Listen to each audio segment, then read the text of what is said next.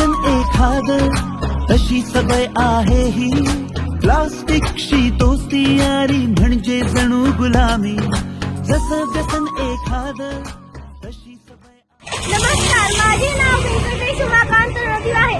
मी इयत्ता तिसरी मध्ये शिकतो. मित्रांनो, प्लॅस्टिक हे नष्ट होत नाही, म्हणून सर्वांनी कापडी पिशवीचा उपयोग केला पाहिजे.